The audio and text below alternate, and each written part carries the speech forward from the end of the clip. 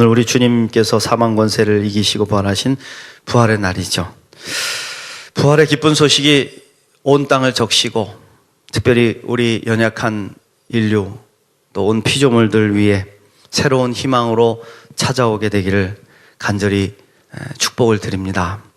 부활절을 맞이해서 부활신앙이란 제목으로 말씀을 드리겠습니다. 여러분 모두에게 부활을 확실히 믿는 믿음이 생겨나시기를 간절히 바랍니다. 오늘 본문 말씀은 예수님의 부활 이야기를 담고 있습니다. 예수님의 부활 이야기는 사복음서가 다 다루고 있는 말씀이죠. 그만큼 확실한 것이 예수님의 부활이고 부활 없이는 기독교 역사 자체가 성립할 수 없기 때문이라는 것이죠. 사랑하는 성도 여러분, 여러분은 예수님의 부활을 확실히 믿습니까? 부활하신 예수님을 믿지 못하고 우리가 신앙생활하고 있다면 그만큼 불쌍한 믿음은 없을 것입니다. 사도 바울은 고린도전서 15장 14절에 이렇게 고백을 했습니다. 그리스도께서 만일 다시 살아나지 못하셨으면 우리가 전파하는 것도 헛것이요 또 너희 믿음도 헛것이며 또 우리가 하나님의 거짓 증인으로 발견되리니 그랬습니다. 그렇습니다. 예수 그리스도의 부활은 우리 그리스도인들에게 믿음의 기초가 됩니다. 부활이 없으면 그리스도의 몸된 교회도 없는 것입니다. 오늘 마가복음이 증언하는 부활 이야기는 다른 복음서에 비해서 가장 간결하면서도 강력합니다. 마치 말이 많으면 이렇게 좀 그것이 진실성이 좀 떨어지는 것처럼 느껴지는지 여기에 마가복음에서는 주님의 부활에 대하여 너무 길게 설명하지 않고 있습니다. 본문을 살펴볼 때 우리가 눈여겨봐야 될 말씀이 있습니다. 바로 안식일이 지나고 막달라 마리아와 야고보의 어머니 마리아 그리고 살로메 이 세 여인이 예수님의 무덤에 찾아갔다는 것이죠. 예수님을 따랐던 제자들은 모두 도망을 치고 그 어부들 힘세고 우람하고 용기 있고 예수님을 위해서 목숨까지 바치겠다고 했던 제자들은 다 도망을 치고 오직 연약한 몇 명의 여인들만이 예수님의 무덤을 찾아갔다는 것입니다. 저는 이 장면을 묵상하면서 참 사랑은 위대하다 그런 생각을 해봤어요. 이른 새벽에 여러분 공동묘지를 찾는 것은 보통 용기가 아니죠. 대낮에 공동묘지를 가도 뭔가 좀 거림직한 마음이 들 때도 있는데 아직 해가 뜨지도 않은 새벽에 그 묘지를 찾는다는 것은 여러분 쉬운 일이 아닙니다. 거기에 더해서 당시 예수를 옹호하거나 편드는 사람들은 붙잡혀서 생명을 잃을 수도 있는 그런 위험한 상황이었다. 그럼에도 불구하고 여인들은 예수님의 무덤을 찾아갔습니다. 이건 목숨을 건 용기가 아니면 가능하지 않은 거예요. 어떻게 그렇게 할 수 있었을까요? 그것은 그들이 예수님을 진정으로 사랑했기 때문에 그렇다는 거예요. 사랑했습니다. 사랑은 위대합니다. 국경도 초월하고 나이도 초월하고 죽음마저도 뛰어넘는 힘이 있다. 여인들은 그 누구보다도 예수님을 사랑했던 사람들입니다. 그러기에 그들은 목숨을 내어놓고 담대하게 예수님의 무덤을 찾아갔다는 것입니다. 그러나 여러분, 사랑하는 것보다 더 중요한 것이 있습니다. 사랑하는 것보다 더 중요한 게 뭘까요? 그것은 사랑을 뛰어넘어 믿음의 자리까지 가야 된다. 연인 간에도 서로 사랑할 수 있습니다. 목숨 걸면서까지 사랑한다고 할 수 있습니다. 그러나 그렇게 사랑하는 사람들도요, 서로 믿지 못하면 금방 헤어지게 됩니다. 신뢰가 깨지는 거예요. 믿음의 관계가 깨어져 버리면 너 다른 사람 생겼지. 그러면서 의심합니다. 기본적으로 믿음의 자리까지 나아가지 못하는 사랑은 실패하기가 쉽습니다. 예수님의 부활도 마찬가지입니다. 여인들도 사랑의 마음을 가지고 주님을 찾아갔습니다. 그러나 그 사랑의 마음보다 더 중요한 것은 주님의 부활을 믿는 것이죠. 주님께서는 늘 말씀하셨어요. 내가 죽임당할 것이다. 그러나 그것이 끝이 아니다. 나는 다시 살아날 것이다. 부활할 것이다. 그런데 예수님의 그 말씀을 믿는 사람이 없었다는 거예요. 제자들에게도 늘 죽음에 대해서 말씀하셨잖아요. 몇 번에 걸쳐서 나는 죽을 것이다. 고난받을 것이다. 십자가에 못 박힐 것이다. 그러나 다시 살아날 것이다. 말씀하셨어요. 그런데 막상 예수님이 돌아가시니까 그 사실을 기억하고 믿는 제자들이 없었다 이겁니다. 여인들도 예수님의 무덤에 찾아간 이유가 뭡니까? 살아계신 예수님을 보러 간 거 아니잖아요. 죽은 예수님, 못 박히고 온몸이 피투성이가 되신 그 예수님, 그 불쌍한 예수님 시체에 향유라도 발라드려야 되겠다. 그래서 찾아간 겁니다. 그런데 갔더니 뜻밖의 모습이 보였다 이겁니다. 무덤을 지키던 군인들은 이미 도망을 쳤고 무덤을 막고 있었던 육중한 큰 돌문이 굴려져 버렸다는 것이죠. 그리고 그곳에 흰 옷을 입은 한 청년 천사가 나타나서 말씀을 하는 겁니다. 십자가에 못 박히신 나사렛 예수를 찾느냐? 그분은 여기 계시지 않다. 살아나셨다. 가서 제자들에게 전해라. 제자들과 베드로에게 전해서 먼저 갈릴리로 가실 것이니 그곳으로 가서 만나자고 전하라. 그렇게 말을 하는 겁니다. 그런데 여인들의 반응이 어땠습니까? 사랑해서 찾아갔는데 살아나셨다고 하니까 못 믿겠다는 거죠. 8절 말씀에 여인들이 심히 놀라 떨며 나와 무덤에서 도망하고 무서워하여 아무에게 아무 말도 하지 못하더라. 주님을 사랑했지만 부활은 믿지 못했습니다. 그래서 그들은 아무 말도 하지 못했습니다. 겨우 막달라 마리아가 예수님을 따로 한번 만나고 예수님과 함께했던 사람들을 찾아가죠. 그들은 예수님이 돌아가시자 그게 믿겨지지 않았든지 서로 모여가지고 울고 있었어요. 왜? 사랑하니까. 예수님 사랑하니까. 보고 싶고 그리우니까. 그 슬퍼하며 울고 있었다. 그런데 그 자리에 막달라 마리아가 달려가서 말하는 겁니다. 주님께서 살아나셨습니다. 우리에게 보여주셨고 지금 갈릴리라고 가라고 말씀하십니다. 여러분 그러면 어떻게 해야 되겠습니까? 사랑이 믿음의 자리까지 갔다면 너무 기뻐해야죠. 주님이 살아나셨다. 주님이 갈릴리로 가라고 하신다. 어서 서둘러 갈릴리로 가자. 가서 살아계신 주님 만나자. 그렇게 외치며 일어서야 하지 않겠냐 이겁니다. 그런데 11절 말씀에 뭐라 그럽니까? 그들은 예수의 살아나셨다는 것과 마리아에게 보이셨다는 것을 듣고도 믿지 아니하니라. 제자들 믿지 않았습니다. 주님의 부활 사실을 믿지 않았습니다. 주님이 다시 살아나신다고 말씀하셨고 그리고 다시 살아나신 것을 보았다고 증거하는데도 그들은 믿지 못한 것입니다. 엠마오로 가는 두 제자에게는 이제 주님이 하도 답답하니까 직접 나타나셔서 엠마오로 가는 제자들에게 모습을 보여주셨어요. 그래서 그들이 다시 달려가 고향으로 낙향하려고 하다가 다시 용기를 내서 돌아가서 다른 제자들에게 예수님 부활하셨다고 알렸어요. 그런데 또 믿지 않아. 여러분 이쯤 되면 주님도 화가 나시겠죠.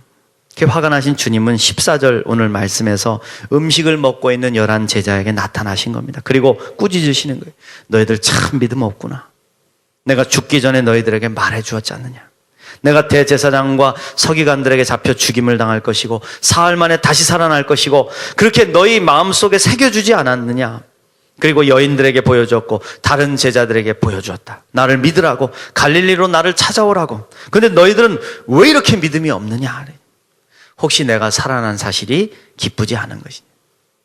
너희들은 마음속에 내가 살아나기를 원치 않는 완악한 마음이 있는 것이 아니냐. 주님이 말씀하시는 것이죠.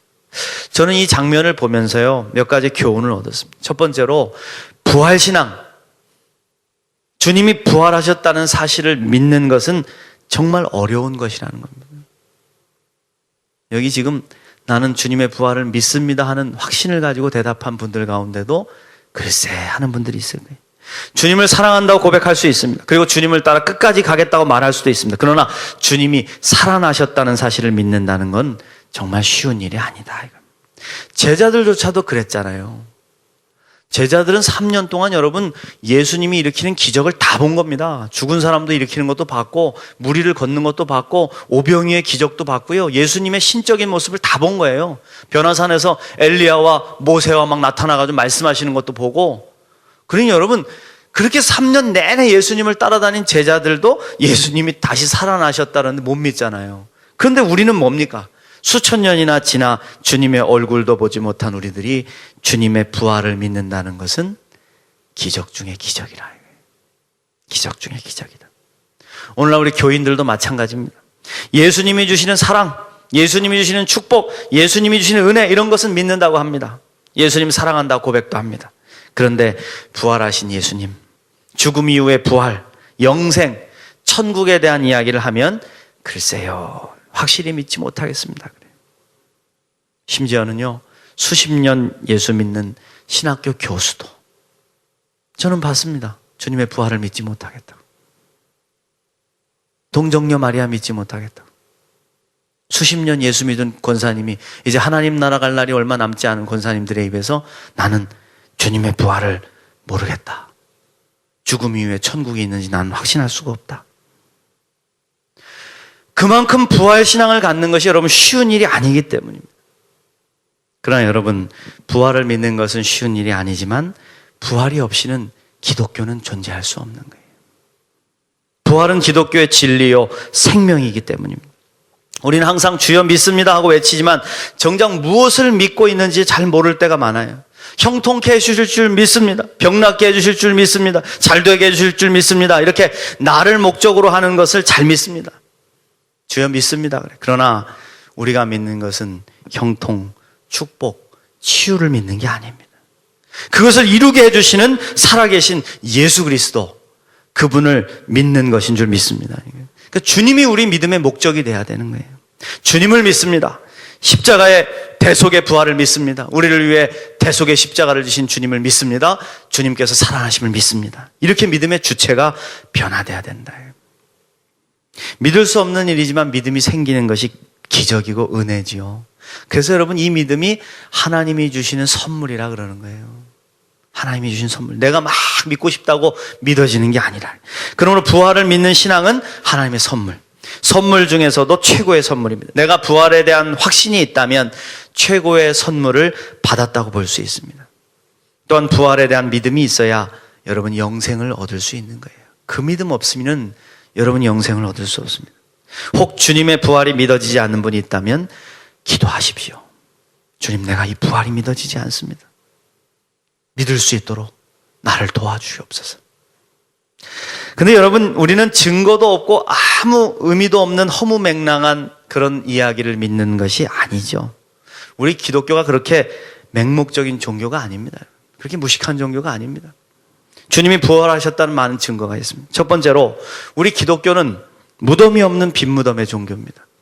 수많은 세상의 종교 지도자들, 종교의 수장들, 성현들이 다 이 땅에서 왔다 사라지면서 무덤 하나씩 다 남기고 갔죠. 뼈를 남기고 흔적을 남겨두고, 불교에서는 사리까지 남겨가지고 여기저기 보관까지 하죠. 그러나 우리 주님은 빈 무덤만을 남기고 가셨다는 거예요. 뼈도 없고 살도 없고 온전한 몸으로 부활하셨다는 것입니다. 부활을 부정하는 사람들은 예수님의 시체를 누가 훔쳐갔다기도 하고, 예수님이 잠시 기절했다가 깨어났다기도 하고, 또는 제자들이 확신을 가지고 만들어낸 환상이라기도 이야기를 했어요. 그런 이야기들을 예수님 부활하신 당시에 많은 세상 사람들이 떠들고 다녔습니다. 근데 지금 그게 여러분 증거가 있습니까? 그런 이야기는 오히려 더 증거도 없고 이를 뒷받침해주는 증인도 없습니다. 몇 명 되지도 않아요. 몇 사람이 떠들다가 스르르 사라져버렸어요. 저는 지금까지 기독교의 허구를 증명한다는 사람들, 수많은 학자들, 예수가 가짜라고 말하는 사람들, 하나님이 살아계심과 예수 그리스도의 부활이 거짓임을 증명하려는 사람들이 그것을 이루었다는 말을 들은 적이 없습니다. 증명했다, 확실히 증명했다. 아니죠. 오히려 기독교의 허구를 증명하려다가 변화돼서 믿음의 사람이 되었다는 얘기는 수도 없이 들었습니다. 할렐루야. 배너라는 영화의 원작 소설을 쓴 월러스라는 사람이 있는데, 이분이 소설을 쓰기 시작할 무렵에 예수 그리스도에 대해서는 아무것도 모르는 무신론자였습니다. 그가 알고 있는 것이라고는 그의 친구가 들려준 한마디 말, 뭐냐?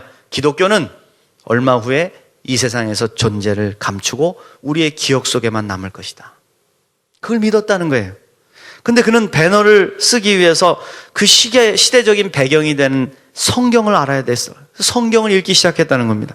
근데 성경을 읽던 그에게 놀라운 일이 일어나는 거예요. 살아계신 주님을 만나게 된 줄 믿습니다. 그는 자기에게 일어난 이 변화를 고스란히 배너라는 주인공 인물에게 투영시킨 거예요. 그 배너라는 사람은 원래 칼과 창으로 민족을 해방시키겠다고 하는 사람이었잖아요. 그런데 예수를 만나고 변화되는 것이죠. 그의 손에서 주님이 칼을 빼앗아 갔어요.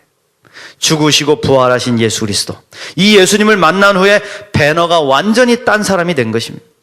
예수님을 모른다고 부인했던 무신론자 월러스가 오히려 성경을 통해 예수님을 만났다는 것입니다. 그리고 그의 인생은 송두리째 변화됐다는 것이죠. 할렐루야. 부활에 대한 두 번째 증거는요, 부활하신 예수님을 보았다는 수많은 증인들입니다. 그냥 증인들이 아니라 목숨 걸고 이야기하는 증인들입니다. 여러분들이 확신이 서지 않는 거, 진리가 아닌 거, 거짓말을 가지고 목숨 걸고 여러분 대신 내가 죽을 테니까 이건 확실합니다 하고 증언할 자신 있으십니까? 그런 사람은 제가 보기엔 없는 것 같아요. 가끔 악한 사람들, 무식한 사람들이 거짓을 말하고도 막 이를 악물고 죽으면서도 거짓으로 그냥 가는 사람도 있지만은 여러분 대부분의 사람들은 거짓말을 놓고 목숨 걸지 않아요. 여기 예수님을 보았다는 사람들이 한두 사람이 아니다. 가족들의 꿈에 그냥 적당히 나온 게 아닙니다. 당시 부활하신 예수님을 보았다는 사람이 500명이 넘었어요. 너무 보고 싶은 나머지 환상 보고 환청을 들을 수도 있었을 겁니다. 그러나 고린도전서 15장 4절에서 베드로는 부활하신 예수님이 12제자와 500여 명이나 되는 더 되는 사람에게 직접 나타나시고 보여주셨고 그 500명이나 더 되는 사람들이 지금도 살아있다고 증거를 했습니다. 만일 부활이 지어낸 거짓이라면 500명이나 더 되는 사람들이 입을 맞추어 거짓말할 수 있겠습니까? 지금이야 가능하 지금이야. 인터넷 발달된 지금 카톡방 하나 만들고 예수가 부활했다고 거짓말 시키자. 이렇게 입을 맞추라고 뭐 지령을 내리고 할 수도 있겠죠. 그러나 거짓으로 증거하는 사람들이 그 거짓에 목숨 걸 이유가 없다 이겁니다. 예수 부활했다고 말하고 예수 전하고 다니면 죽었는데 왜 그 짓을 합니까? 많은 사람들이 주님의 부활을 증거하다가 자신의 목숨을 잃었습니다. 그리고 부활하신 예수님을 믿는 무리들은 시간이 갈수록 더욱 늘어났습니다. 잠깐 일어난 사이비 종교는요, 시간 지나면 사라지는 거예요. 그러나 주님의 부활을 증언하는 교회 공동체는 점점 더 생명력 있게 늘어났다는 겁니다. 수천 년이 지난 지금까지도 주님의 부활에 대한 증언은 흔들림이 없습니다. 그 누구라도 목숨을 걸고 하는 말이 있다면 그것은 진실일 뿐이다. 할렐루야. 세 번째로 부활에 대한 최고의 증거는요, 제자들의 변화입니다. 제자들의 변화. 겁쟁이 제자들이 용감한 순교자로 바뀐 것입니다. 무엇이 그들을 180도로 달라지게 만들었을까? 다 뿔뿔이 흩어지고 도망치고 그렇게 했던 제자들이 왜 그렇게 변화됐을까요? 그건 두말할 거 없습니다. 바로 부활하신 예수님을 만났기 때문이에요. 확신하는 건 이제는 내가 흔들리지 않겠습니다. 주님의 부활을 내가 봤습니다. 그러니 나도 주님의 말씀 따라 부활할 것을 믿습니다. 이 믿음으로 무장한 거죠. 나는 죽어도 죽는 게 아닙니다.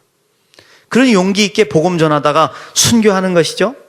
역사가 요세푸스가 쓴 교회사에 보면 예수님의 제자들의 순교 일지가 나와 있습니다. 순교 일지를 이렇게 읽어보면 베드로는 십자가에 거꾸로 못 박혀 순교를 했고, 안드레라는 제자는 X자형 십자가에 달려 순교했습니다. 변형된 십자가인데 여러분 십자가 목걸이 같은 거 달고 다닐 때 변형된 십자가 목걸이는 하지 마십시오.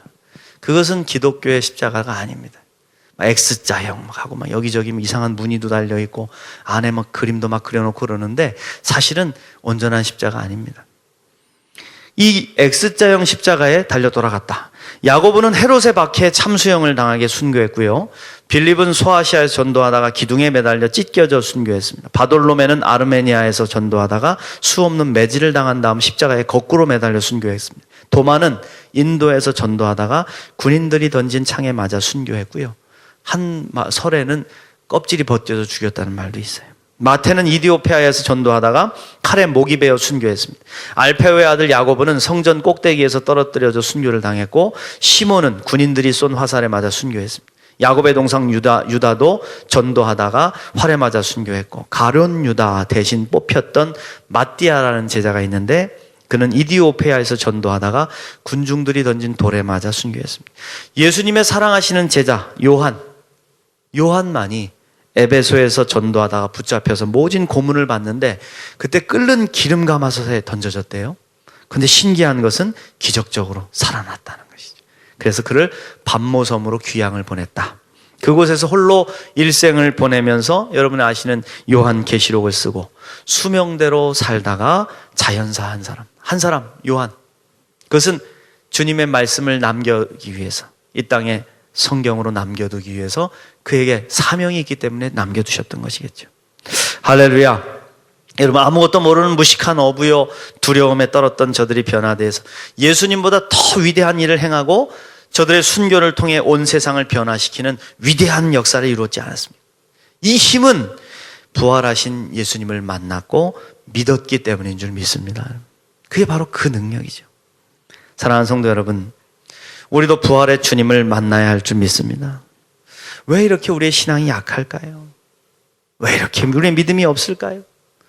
수십 년 믿었어도 예수님 살아계심이 믿어지지 않고 영생의 소망이 없고 천국의 소망이 없고 조금만 세상의 유혹이 찾아오면 팍팍 넘어지고 무릎 꿇고 왜? 우리가 부활하신 주님을 진정 만나지 못했기 때문에 그 신앙으로 무장하지 못했기 때문에 그러므로 오늘 부활하신 주님을 진정 만나시기를 축원합니다. 그래서 이렇게 진리를 선포하시기 바랍니다. 여러분 따라 하십시오. 우리 주님은 부활하셨습니다. 내가 확실히 믿습니다. 우리도 주님과 함께 부활할 줄 믿습니다. 아멘. 그렇습니다. 여러분. 이제 부활절 맞이하여서 주님을 사랑하는 신앙을 넘어서 주님의 부활을 믿는 믿음으로 예수님을 따라 위대한 일을 행하는 저와 여러분이 되시기를 간절히 축원합니다. 기도하겠습니다. 주님 감사합니다. 오늘 예수님께서 부활하신 부활의 날입니다. 부활의 감격과 기쁨이 과연 우리 속에 샘솟고 있는지 다시 한번 점검케 하여 주옵소서. 일상에 찌들어서 나를 구원하시고 날 위해 대속의 십자가를 지시고 죽음을 이기시고 부활하신 주님의 그 은혜, 그 놀라운 영생의 축복을 아직도 내가 받지 못하고 있다면 오늘 온전히 부활하신 주님을 만나게 하는 놀라운 은총을 누리게 하여 주시옵소서. 주님 우리 가운데 찾아와 주시고 우리 마음 가운데 임재하여 주시고 오직 부활하신 주님의 소망을 품고 담대히 나아가서 복음 전하며 이제 주님의 거룩한 제자로서 일꾼으로서 다시금 일어서는 저희들이 되게 하여 주시옵소서. 주님의 부활의 능력이 아파하는 이 민족과 신음하는 피조물들과 또 죽임당한 수많은 영혼들 위해 함께 하시고 우리도 저들을 위로하는 자리로 나아갈 수 있도록 인도하여 주시옵소서. 이제는 우리 구주 예수 그리스도의 은혜와 하늘 아버지의 극진하신 사랑하심과 성령님의 감동과 교통하시고 함께 하시는 총이 이제 부활의 주님을 만나 믿음으로 고백하고 그 부활을 의심 없이 믿고 부활의 능력 가운데 살아가기로 결단하는 주님의 사랑하는 종들 머리 위에와 이 민족과 신음하는 모든 피조물 머리 위에 이제로부터 영원까지 함께 하옵시기를 간절히 축원하옵나이다. 아멘.